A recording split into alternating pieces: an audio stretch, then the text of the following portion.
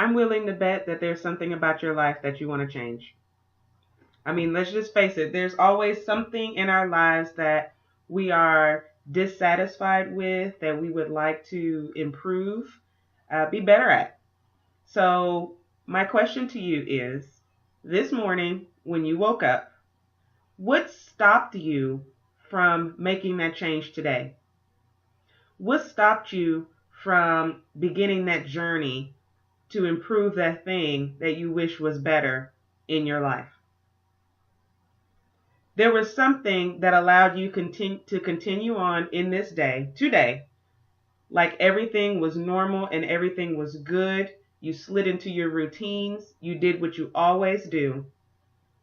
Why weren't there any changes today? So this summer I've spent a lot of time with my boys at the swimming pool. And I love being by the swimming pool. I don't always get in the swimming pool. Whereas my sons, no matter what the temperature of the water is, they cannonball into the pool as soon as we get there. Me, on the other hand, they watch their mom tiptoeing down the steps, inching into the water, asking if the water is cold, creeping back up if it's too cold, and just slowly, slowly, slowly getting into the pool. Sometimes I eventually get all the way in and I enjoy my swim. Sometimes I just dangle my legs over the edge.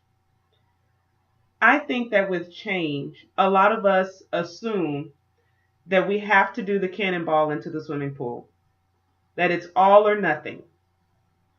But I'm here to tell you that it is appropriate. It's actually okay to dip your toes into the water. So look, many of us set our New Year's resolutions. We decide at the beginning of the year, and by the way, there's one coming up. And just as a little mental check right now, how are you doing with your New Year's resolution right now as of this moment? Do you even remember what it is? What's your progress with it? So before you know it, we'll be rolling around to the next New Year's resolution. You're going to make these big, big resolutions for changes in your life. And guess what? Come February, March, April maybe, you start falling off and you go back to normal. See, the issue is we're trying to do too much at a time. And then at the end of the day, we end up having done nothing at all. So when it comes to goal setting, when it comes to making those changes in your life, sometimes it's the little things, the little changes that we make that end up making the most impact in our lives. See, the act of excellence are a combination, a sum of small acts repeated continually over time. Excellence is the great things that you do minute by minute, day by day, hour by hour, week by week, month by month. Not necessarily some big, huge thing that you do all at once. And you know what? For those who are willing to jump into the pool, just cannonball and jump right in, more power to you. But the fact is, many of us, that's not us. There's something that holds us back from jumping in feet first, head first into our change. What is it? Why is it that we are so afraid of jumping in?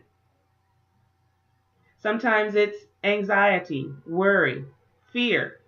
What would people think? Will I be able to do it? Will I fail?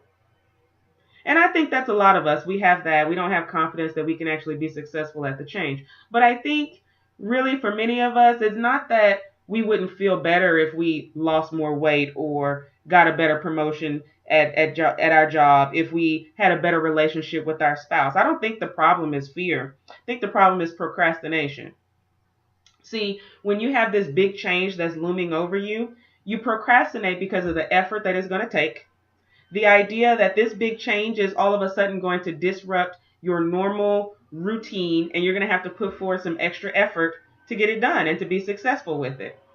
We are trying to, through procrastination, we're trying to avoid that shock. That shock that my boys feel when they jump into that cold swimming pool, that's the same shock that we're avoiding when we don't jump into our change. But I have good news. So if you implement small changes day by day that don't require so much effort from you, what happens is you begin to cultivate habits that move you closer into your goal.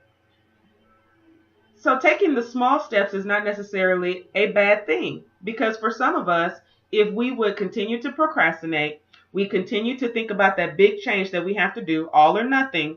3 months down the line, 6 months down the line, we haven't done anything at all.